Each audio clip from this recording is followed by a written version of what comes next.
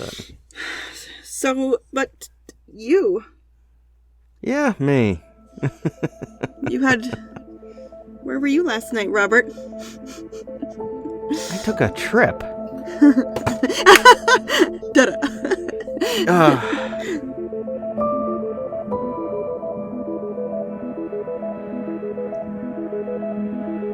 Welcome to the 42 Podcast, where we discuss life together, looking for answers to life, the universe, and, well, everything else.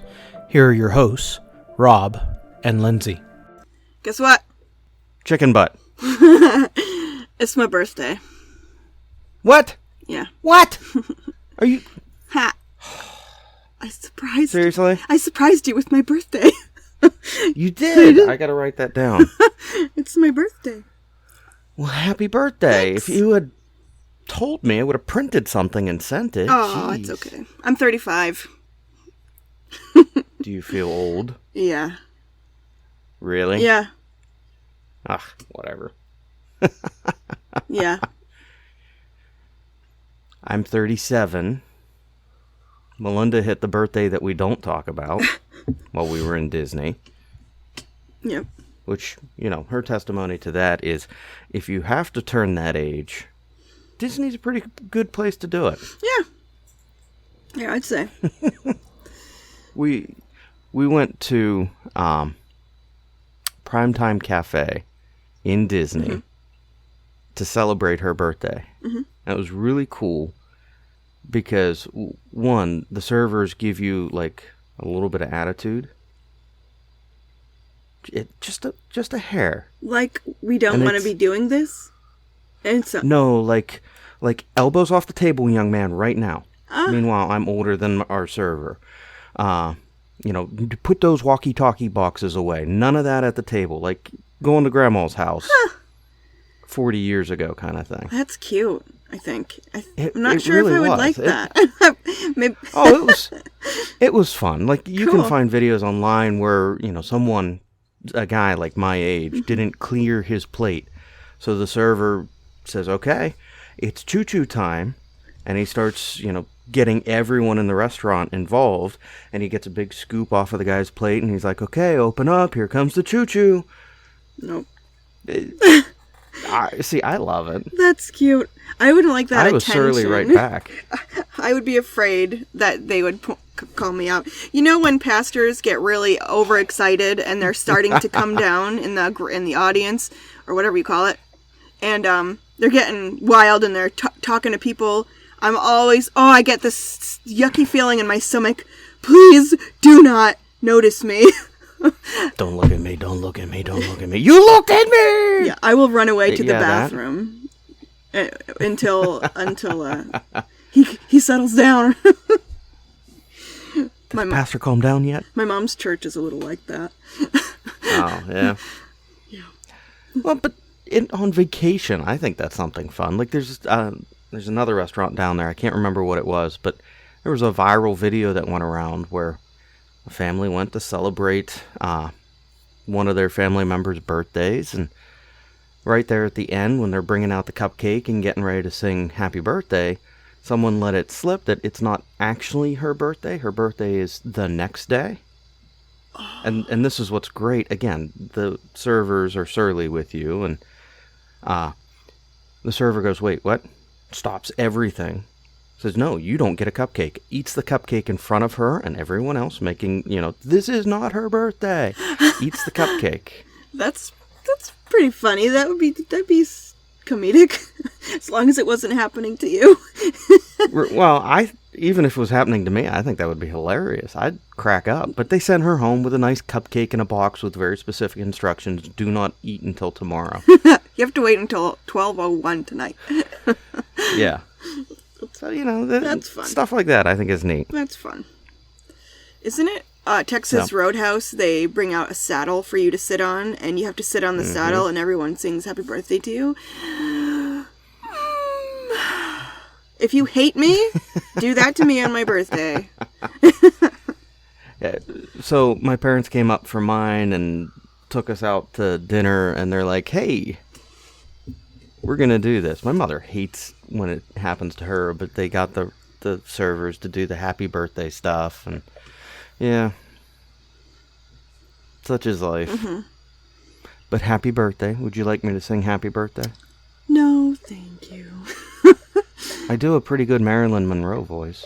Not really. Marilyn Manson, I might believe, but Marilyn Monroe? No.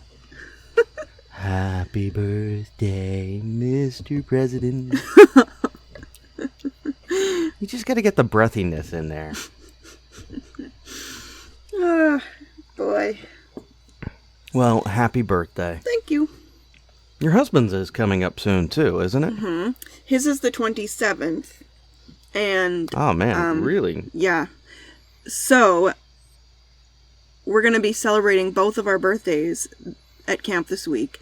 And he asked me this morning that he wanted me to give him his gift before we leave because he doesn't like it when people look at him intensely for an emotional reaction when he's opening their presents. So we're gonna open that the Daedric Mace from Skyrim that you made and beautifully painted. And I did take it out to look at it because I had to. I want pictures of him holding it. I can't wait. So you're giving that to him today? Yeah. Okay, you have to send me pictures. I am excited for that. I will. Because that thing took up my workbench for months just trying to get it figured out. Yeah. Yeah.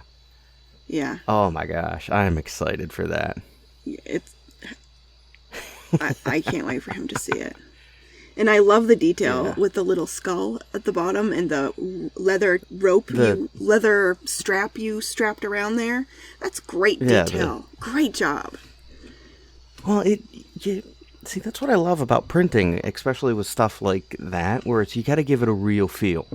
It's cheap plastic, but you got to give it a real feel, and that's what I've enjoyed about doing the printing stuff. I think that's what makes when I can make a model that... Yeah. That's what makes you really good at it.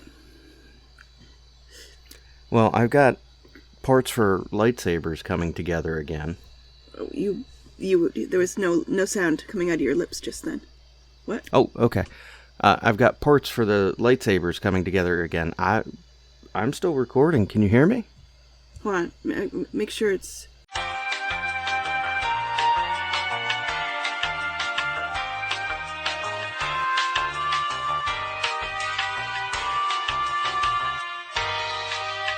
Testing 1, 2. Hello, Lindsey. Hi, I hear you again. Okay. How do I tell... Yeah, and they're at 90%. My battery's at 90%. It could have just been a Bluetooth drop or something weird. You still recording? Yeah, I'm still recording. I think that'll be fine, right? I mean, I don't have to stop Audacity because I'm not listening through the headphones right now. You know what I mean? You should be fine. I should be fine. As long as Audacity is still recording and lets you save the file. Yep, it's still recording. So yeah. Alright, really anyway, weird. Technical difficulties aside. If it happens again, I'll just get the other headphones. Thank you. I'm so happy. I'm happy for you too. I hope Colby does something special for you. He took me out to eat to this little place in North Conway, and it was really fun. Yeah. So that's kind of my big gift is we went out to eat. Okay. If that's something you're happy with, yeah. Oh, I forgot how to see your face for a second. My brain stopped working. Such a weird statement. Yeah, I forgot how to see. Although, who is it? Is it Brad Pitt that just came out saying he's got the face blindness thing? He has trouble processing faces. Like totally legit? Like really, really? Or just sort of trouble? I guess it's legit. I don't know. I saw a brief article. I think it was Brad Pitt. I didn't really read it. I passed by it because it was most celebrity news. I just passed by. Yeah, that's interesting. So Facebook has failed me. Normally it tells me when it's my friend's birthdays. It did not tell me it was your birthday. I opt not to tell people, like how you can check that box. You know what I mean? Well, if I just go and post this on the 42, I mean, I can make sure that it doesn't happen again. I'll remember it. Okay. No, I'm gonna put it on my calendar at least. Okay. So, all right. Go ahead. No. Go ahead, Lindsay. I just don't like it I don't like the attention, I guess, of everybody that I don't really talk to saying happy birthday to me. Because it's boring, I guess. It's like, thank you for thinking of me, I think. But I don't know why. It's like I know you wouldn't be talking to me otherwise. So I just want to hear from people that really like me. I kind of get that. But, it's also not a bad thing to look and say, is this a way that I can reopen that door or, revisit and restore that friendship or relationship? Just, hey, thank you. How's life? Yeah. I don't know. That's my head, but... Yeah, you're a much nicer social person than me. You're really nice. So, I like to think I'm an introvert. Melinda says I'm an extrovert. I like to think I'm an introvert. Well, you tested for extroversion on the Myers-Briggs test. Yeah, so you are... extensively researched your profile. Yes, I did. Yeah, you're going through and looking at the Enneagram stuff and Myers-Briggs again. And... Yeah, it's really interesting. And introversion, extroversion is a scale. There are plenty of... Like, I'm an introvert that can trick people into thinking I'm an extrovert because of the way I can be with people. But I'm an introvert, 100%. Definitely. So, it's interesting. See, I've been chilling on that, though, because I can go sit in the deep woods and be happy. Just quiet. Mm-hmm. Happy. But I also haven't done that for a while. I don't know. Yeah. Mm-hmm. So, such is life. Anyway. I find it really interesting. I find it fascinating. What makes people tick and why we need certain things and what's the tipping point for a person, especially introverts, but I think it's different all the time. And I think extroverts too, you come to a point where, okay, I'm done peopling. I need to go be by myself and recharge. Like, where is that? It's different for everyone. I think that's interesting. It's like 2 hours for me. And that's fair. I mean, there's a part of me that, well, not a part. Yes, I need to recharge too. Mm-hmm. But, I don't know. So, anyway, we've rambled for a little bit. We had some intention of it's been a bit since we've had a conversation where we check in with each other, check in with everyone in the podcast. How's life? It's, this episode comes out... Shoot, I think this episode comes out the first day of August. Mm-hmm. So, summer's almost over. How's everyone doing? How are you doing? How am I doing? How's life? So how's life? That's a really big question. I have a hard time with really big, broad questions. So, are you doing okay today? Yeah. I'm going camping. Obviously, I said that already. So I'm a little anxious about gathering all of the millions of items that we need and things. And the logistics of it is a little stressful. But I had a good morning this morning. And yeah, it's a good time of day to ask me how I am. No, that's good. Yeah. That's good. Oh, so this is sort of how I am, and it's anecdotal.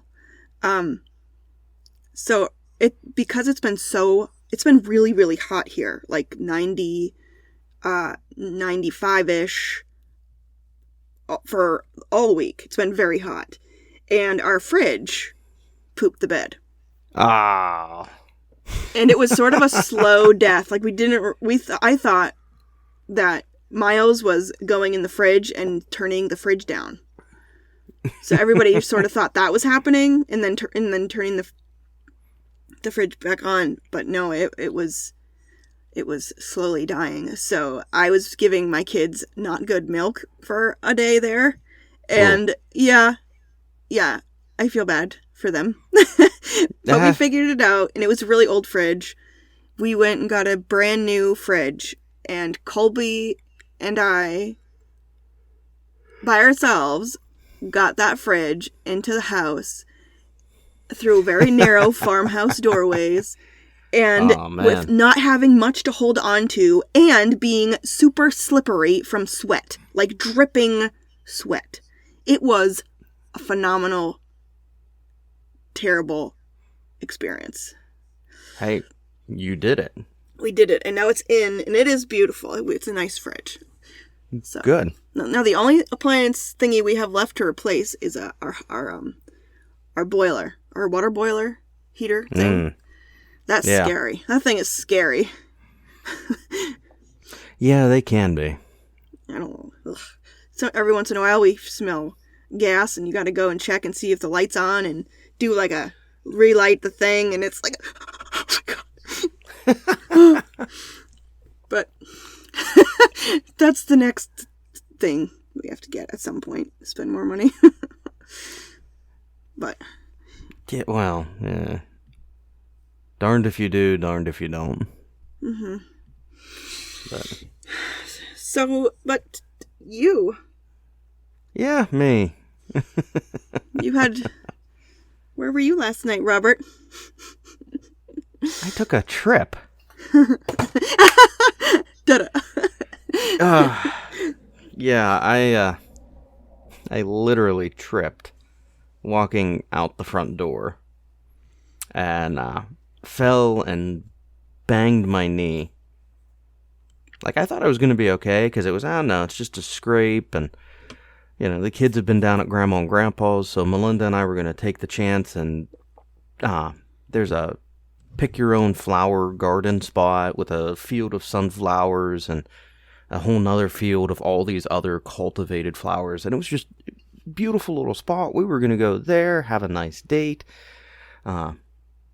So we got there after I tripped, and I started walking, and I could feel my knee swelling. And then by the time we got, like, halfway back, I was like, I don't think I'm okay. And I got to the point I couldn't bend my knee swelled up to the size of a softball, and it was just... Why did that happen, do you think? I mean, besides, like, why did it blow up like that, but it's not broken or anything? Well, the original concern was it blew up like that because I broke the kneecap. Like, that's one of the things that can happen when you do that, where it's, okay, that's a thing. Doctor said that I didn't break it, took x-rays, didn't break it, but it's just because of how badly it's bruised is why it's swollen up as big as it is. But I've had knee injuries and problems in the past, so it was just, oh crap, did I exacerbate something? So I'm on crutches for a little bit until the bruise heals and the swelling goes down, but it looks like I still have a softball for a knee. And actually, if you get it at the right angle, it looks like the back of a bald man's head sticking out of my knee. Yeah, slightly disturbing. Oh, man. And you're just on ibuprofen or something? Yeah, so just because it's a bruise, I mean, the thing that hurts the most is the scrape, because it's a big scrape. So, there's that stinging and the new skin as it's growing in and the peeling, all that comes with a scrape. Yeah. The knee feels a little wonky and weird, but it's okay. Nothing's broken. The tendons are all intact and everything's good. I'm just, bruised. You hurt your pride more than anything. Yeah, I did. And the dumb thing about it is it's all on video because we caught it on the Ring doorbell. And I'm like, I think I'm going to remove that tomorrow. So, question. I have a question about the Ring doorbell stuff, actually. Yeah. That video, every day, does it reset back to no footage every day? Or do you have to go in and manually delete all the video after? So, how they get you is there's two things that can happen. Or two ways you can use it. The one is they start you with the subscription where you have a back catalog of all the videos. It's all there. And you pay a subscription after 2 or 3 months to be able to keep all of your video in the cloud. Their cloud. Why would anyone want to do that? Security. If anything happens, you have the video. So, and the other option is you don't get the subscription and you can keep the video for like 24 hours. And that makes sense. Yeah. Because if something happens, it's usually like, oh, what time did my kid leave the house? Or what time did my kid come in last night? Or did he come in last night? And you have 24 hours of footage. That seems like plenty of footage. But interesting. Yeah, we got it because we had the cars get broken into a couple years back, and it's something that Melinda had wanted just as an added security feature of, we don't have a peep on the door so we can't see, or we don't have a window there. So it gives us that. It gives us the ability to, when we're home or when we're not home, to be able to see who's there and what's going on. And at night, if it's triggered by the motion, by the cars, we can at least see that, okay, yeah, maybe something did happen with the cars. So, and when we bought the house, that was one of the things that she wanted, so we did that pretty quick. Cool. Interesting. But now it's backfired, and I have video of me tripping and bruising my knee. So other than great. That, how you doing? I am insane. Do you care to expound? Yeah, just looking back, we, as a church, okay, I'll start there. As a church, we decided to put in a playground. Mm-hmm. About a year ago, we said, okay, we're going to do this. We scheduled the work, and, all things 2020-ish. We scheduled the work, and then it was, oh no, supply chain issues. Oh no, we don't have enough people. Oh no, it's not the right season. So we finally got the playground installed in April-May timeframe. It's great. It's a beautiful playground. And we've been talking, what can we do? How can we use it? What's the best way to do this for the course of the summer? So came up with a plan, and the plan has been amazing. But the part that I'm insane on is I didn't anticipate the community connection the way it has been. And so we're, end of July, and it's been a great community outreach. I don't know what to do with it. So there's a lot more people coming to church now, you mean? Well, we're hoping to get to that point to turn it around. It's been a great community piece, but people are starting to look and ask, well, what are you doing in the fall? I don't know. What does that mean? What are you doing in the fall? We've built a great little community at this playground, and they're looking and saying, this is great. What's next? Which is good. Like a fair? Maybe doing a fair or something? Well, so I've got like a trunk or treat event coming up, and we're going bigger on that this year, where I've got 2 food trucks for it now, and we've got Santa Claus and a Christmas event scheduled, and so there are things coming up. But the community aspects that we've dug into and found with just families wanting to have a play space. And the part that I'm going insane with is I did not expect, I had a goal to reach by the end of the summer. I don't know where I'm at in that goal, because it's just been, the way things escalated was quick. That's really cool. It is. It's amazing, but it's just, holy smokes, and at the same time, we're also going through a process at the church where we brought in consultants to help us have some conversations and, look at where we're at and how can we Oh, rebuild some of this. Right. Was that So one of inspired by the consultants, by the way? Yeah, that's part of the process where, instead of doing like a week-long VBS where everybody comes and we do all the energy in 1 week and then nothing for the rest of the summer, it's how can we build a space for community and time? How can we better expend our energy over the course of the summer, building connections that aren't just for this week and then gone? And this, we're calling it Spark Park. Spark and Park. what I'm doing is called Spark Park Days. And Spark Park Days have been that answer where it's, holy smokes, we have built longer term relationship and connection, and it's incredible. I just don't know what to do next. So, what about a flea market? we've done those in the past, and I've got a laundry list of ideas, but it's just, Yeah. I've got all the raw material, and it's just standing there going, this is more than I expected, more than I could have hoped or planned or anticipated for. And the other part is with the consultant, some of the backbone of things that I need for additional support. And they told me this up front, and I said, with what we're doing, you're going to be the one that gets out ahead of everything, and everything's going to catch up to you. Because youth ministry is where they focus a lot of the energy first. Once the youth ministry stuff starts accelerating, then other pieces fall behind that. And Makes so sense. there's an element of I'm standing ahead and going, okay, what comes next? That's funny. Which just that makes me buggy, but I'm also excited because we haven't had this problem. I haven't had this problem for a while, and it's a good problem to have, but it's also a little like maddening and insane driving because I'm looking and I'm going, okay, I want answers now, but I've got meetings this week to start building those answers. So, insane is the appropriate word, but it's insane in a good way. A good insanity. It really is. I still don't know what to do with it. It's been amazing. It has been an amazing summer of outreach. It's cool. Yeah. You could do Shakespeare in the park. It's been talked about.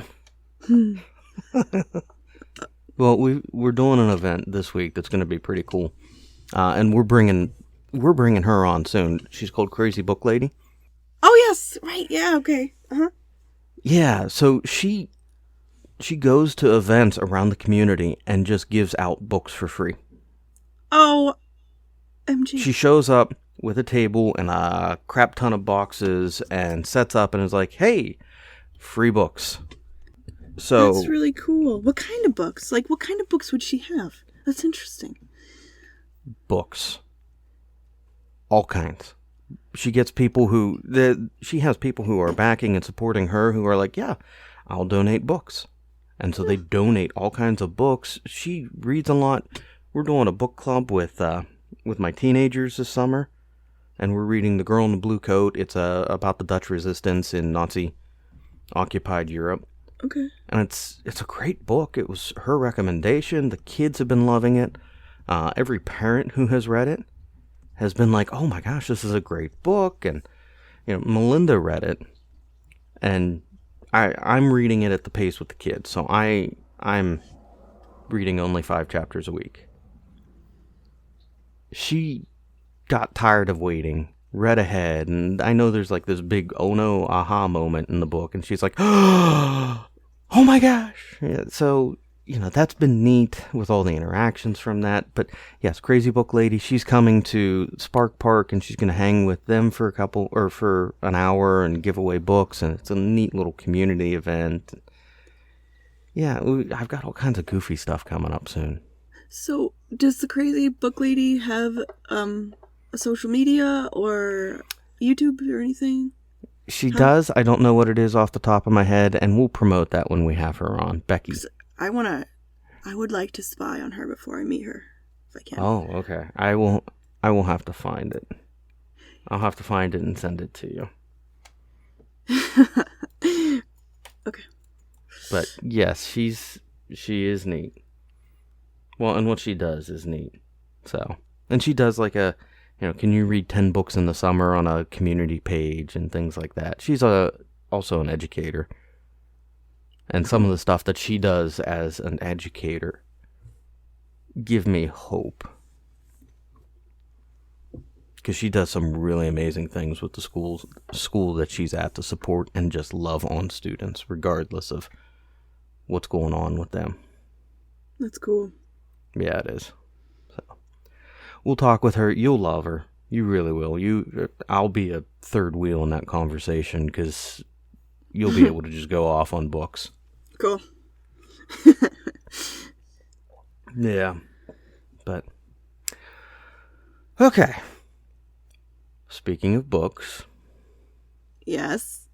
How you doing? Good. I'm in the last Are you liking it now that that there's been a change? Yeah. It turned around for me when Spoilers. Yeah, the groups came back together. Okay. That's when it started to get it's been interesting all along, but this is the point. That was the point where okay, I would recommend the book. Was that part. The thing that I'm having trouble is visualizing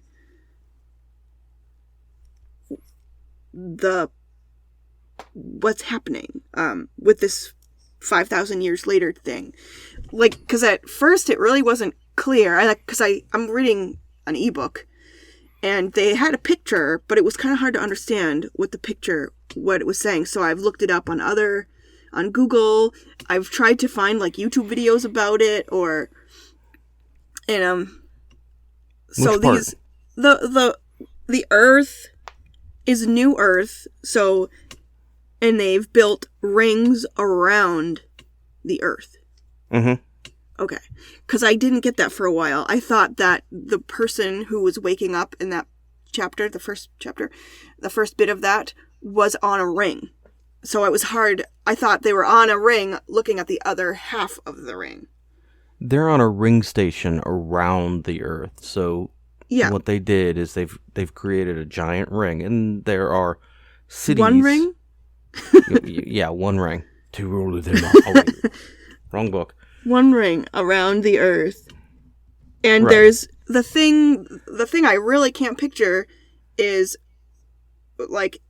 she was on Earth at the beginning of that part, and she flew up to something that's spinning, a spinning thing, and that's how people get up and down from.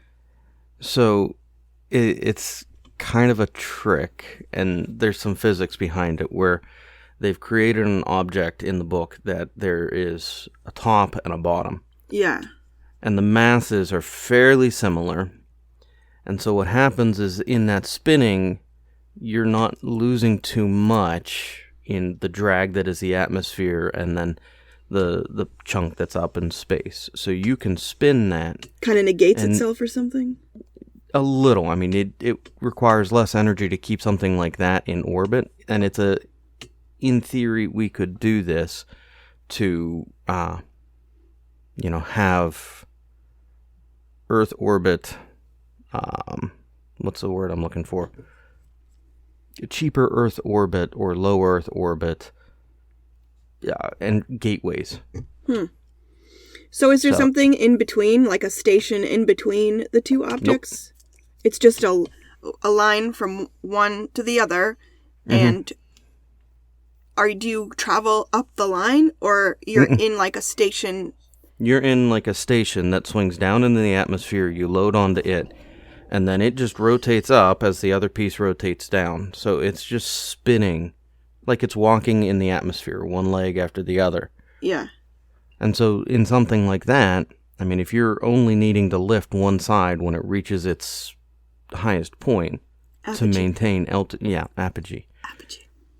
See? It's stuck I'm for learning you. so many new words in this book. Apogee and perigee. Perigee. Perigee. Yeah. So, when it hits that apogee, you just only need a little bit of fuel to boost it up and help keep it maintaining altitude. So once they're at the other end, actually in the book, I'm not at the other end yet. Like she's still in that little capsule, whatever thing. So I guess I have to find out how she gets off of it. Or if you would just launch in a pod or something that would take you to the ring. So, I mean, this is a standalone and it gets you into low Earth orbit and it lets you get up to the ring. And That's cool. That's neat. I'm looking Adam Savage from Mythbusters. He has a YouTube channel called The Savage Project or something like that. And he's got a half an hour discussion with somebody about this book. And I'm going to wait till the end, till I'm done, but I'm going to watch that. And because I'm guessing they're going to get into the real technical, like, stuff because that's Adam Savage. Yeah, and that's the neat thing with this book where, I mean, you're learning stuff, you're connecting with stuff. It's fun. Have you read his other books? I think I read one other book. I don't remember. Oh, so because I'm wondering, some of the other books he has sound interesting. I just want to know how much work is it going to be to read that book? Even then, I enjoy that technical side of things because I'm learning, I'm adapting, I'm getting an idea of what it is. So, yeah, he's the Snow one, Snowpiercer, I think, Snow something by Neil Stevenson. Sounds interesting. I think I kind of want to read that. And it's not as long. I think it's only 900 pages. Snow Crash. Snowpiercer is a sci-fi on Netflix, I think. Yes, it is. That was made, it was originally made as a movie, I think with a European release with Yes. Captain America. Chris Evans? Evans? Yeah. And John Hurt. I love John Hurt. He's my favorite Doctor. Oh, yeah.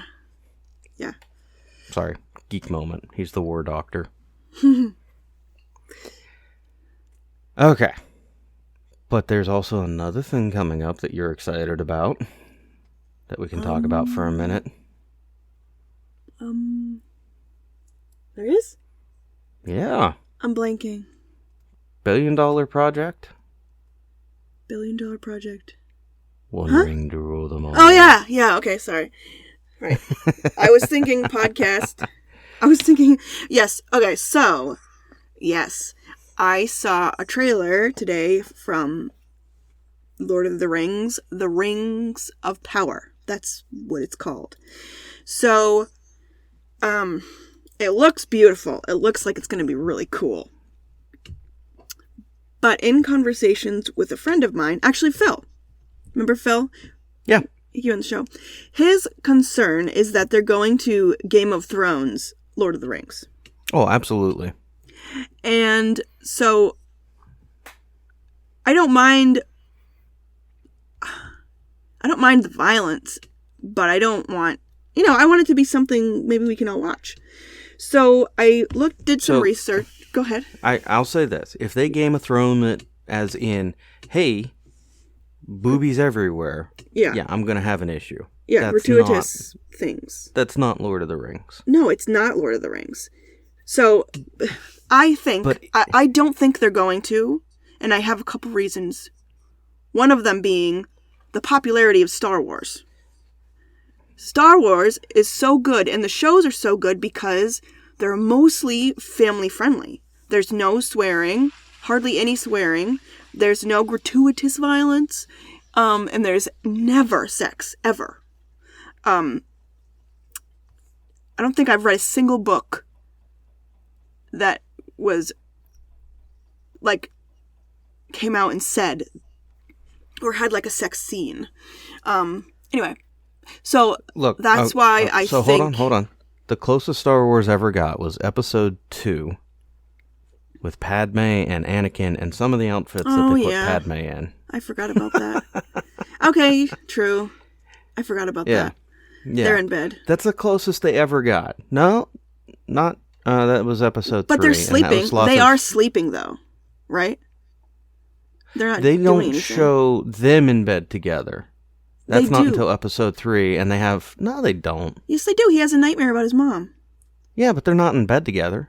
Yes, they are. He That's wakes up in a cold sweat. I remember because he didn't No. have a shirt on. Yeah, that's episode 3, and that's not about his mom. That's about Padme. Okay, whatever, but they're in bed together. She's laying down sleeping, and he's next Episode to her. 3. Yeah. And that's a shirtless Anakin scene. I know, I remember. I definitely That's would remember not a that. holy smokes, how is that dress hanging on scene. Yeah. Okay, so, yes, there is a tiny little bit in Star Wars. But Romance tension. It's not Game of Thrones. it's not Game of Throw the Thrones. boobies everywhere. Yeah. Yeah. So because Amazon is a competitor with Disney, obviously, I think that's why they're going to sort of be on par with each other for family friendliness. Well, and I think I would lean towards, yes, they will probably Game of Thrones it in how they approach the storytelling.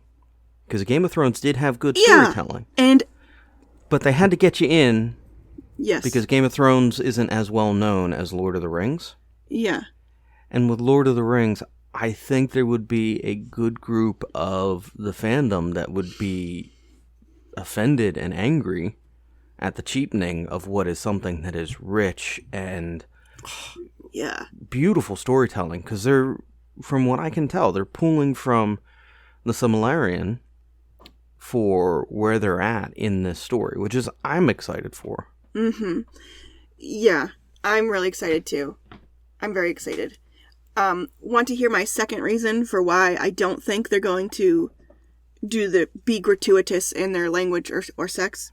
Yeah, go for it. Make it that angle. Game of Thrones it in that way. Because I agree, Game of Thrones did have some good storytelling as long as George R.R. Martin was involved until they ran out of his stuff and then it got bad. But, Yeah, true. so they had a lot of good things to work with. Anyway, I looked at who the writers are for Lord of the Rings. And only one of the writers wrote for Game of Thrones. And he wrote 11 episodes. Brian Cogman wrote 11 episodes of Game of Thrones. Everybody else was a lot of sci-fi. Justin Doble wrote in Cloverfield. And he wrote 17 episodes of Stranger Things. Okay. And Badlands and Fringe. And this movie, Fringe. yeah, a couple of them. Who else? Several of them wrote at least an episode or two for Fringe, 3 or 4. Okay. And then Jennifer Hutchinson wrote for Breaking Bad. She wrote 5 episodes of that, and this show called The Strain. Which is a sci-fi on I think that's Hulu. Patrick McKay and John D. Payne wrote Star Trek Beyond. And then Stephanie Folsom wrote Toy Story 4 and Star Wars Resistance, that cartoon. And then Glenise Mullins wrote Star Trek Discovery, 13 episodes. So I'm seeing a lot of sci-fi. I'm hopeful. I take issue with the person who helped write Toy Story 4 because that was just bad. I loved it. I loved Toy Story 4. I hated it. That's, Toy Story ends for me at Toy Story 3. that was a good ending. They could have ended it there for sure. They should have ended it there. I liked Toy Story 3, but I did enjoy Toy Story 4 in a really weird way. Like, I mean, I get it. Okay, fine. Yay, Woody has a happy ending. He finds Bo Peep and continues to help toys, but... eternal happiness. Well, because I think ending it on the third one, it's like a cycle. You see the cycle happening, and she's going to get old, and what if she destroys Woody? So I think the cycle of sadness, it'd be a sad cycle. But and ending it just on the reality. 4. But ending it on... But wait! Ending it on 4, it's... they ride off into the sunset together, happy. Leaving Buzz, Jess, and all the others to their eventual doom? Yep. To that same cycle of sadness? But they're happy. They're happy. They're accepted it. He never accepted it. Until Jess gets her arms ripped off and thrown into the trash pile. But that doesn't change the fact that the third one ends it like that, and the fourth one ends it with Woody riding off into the sunset with Bo Peep and the free. I think they should have ended it at 3.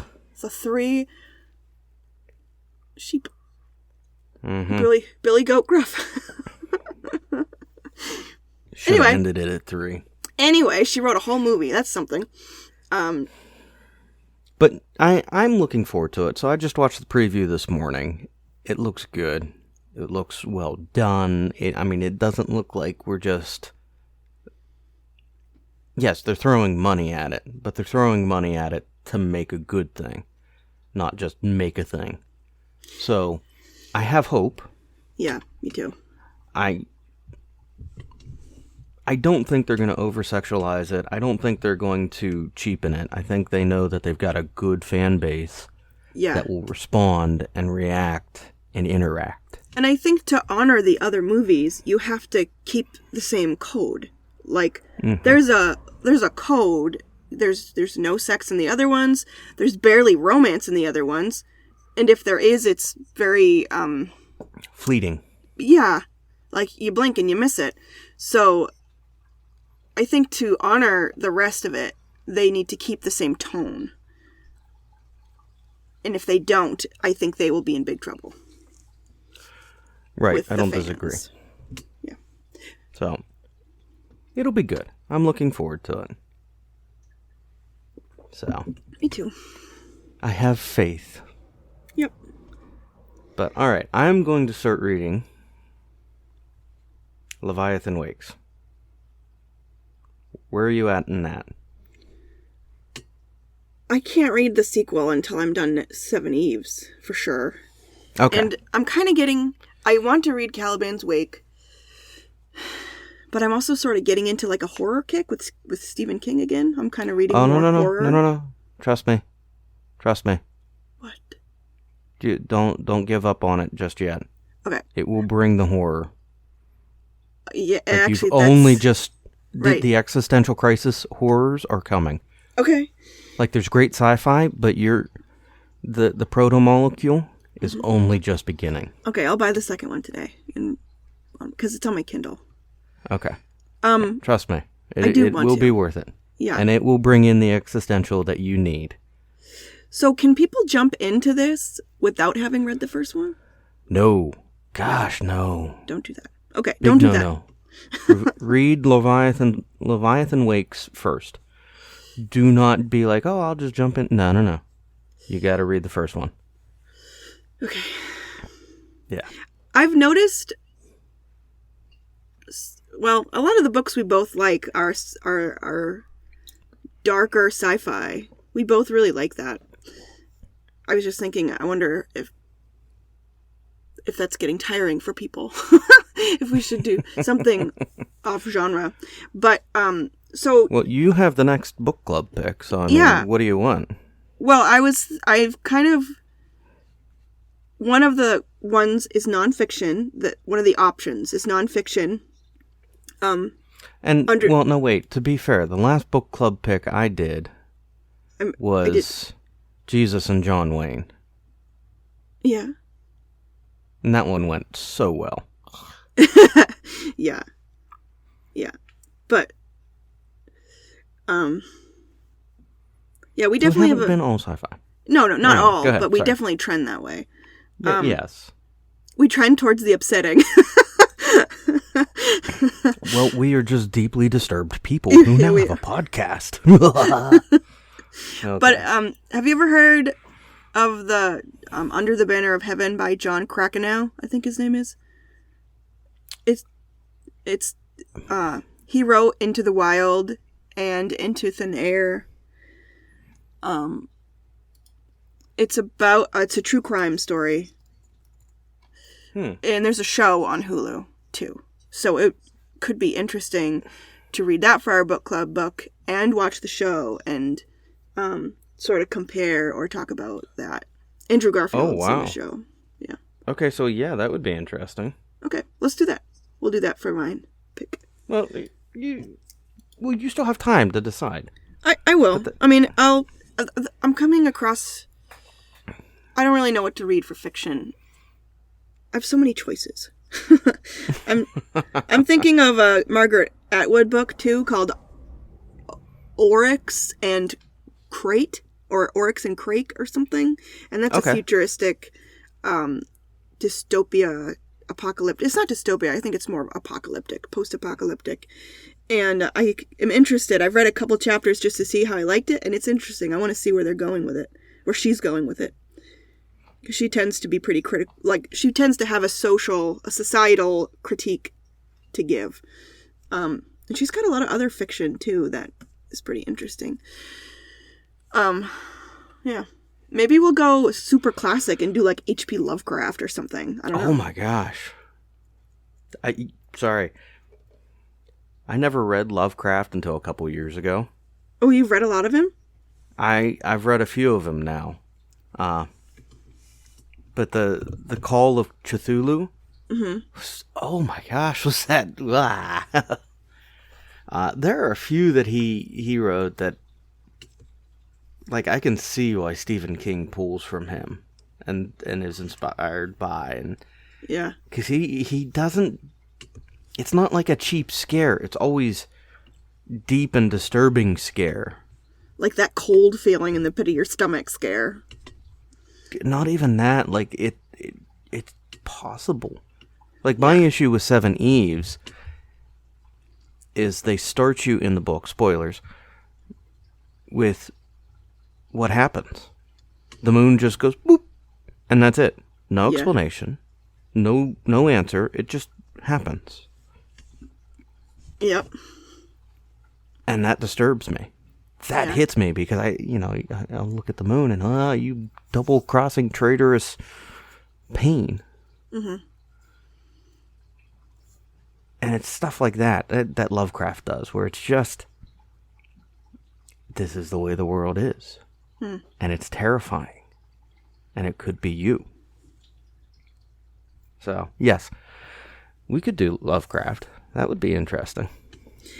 I'll think about it. I'll look and see if it's... I'll do some research. More research is needed. But... Well, there you go. You have time. Yeah, I have time. We still got a couple of weeks before we do the book club episode. Yeah, I'll definitely be finished by then. Sounds good. But, alright. My kids are almost here. You've got camp and a birthday to celebrate. Yep. So, have fun this week. I will, thank you. And send me pictures of Colby. I'm excited to get his response from that. I will. Yeah. All right. So, I'll talk to you soon. Real quick, warning on that thing. Yeah. I love it. It's amazing. Be careful, it may break. Noted. We have plenty of super glue. That should fix it, right? Yeah. But just be careful with it, because, I mean, it's as well built as I can make it, but some of the points on that thing are just a couple layers of plastic. Yeah. So. Okay. But, yeah. We won't don't swing it around. We won't give it to the children. Yeah, a child could do some, you could do some true damage with that thing once or twice. Yeah. I mean, yeah. But, yeah, send me pictures. Okay, will do. So, enjoy camp. I will, you too. All right. Bye. All right, we'll see ya. See ya. Thank you for listening to the 42 podcast. Please take a moment to like and subscribe, and if you want to join in on the conversation, you can find us on Facebook and Twitter to add your voice to the conversation. Thank you.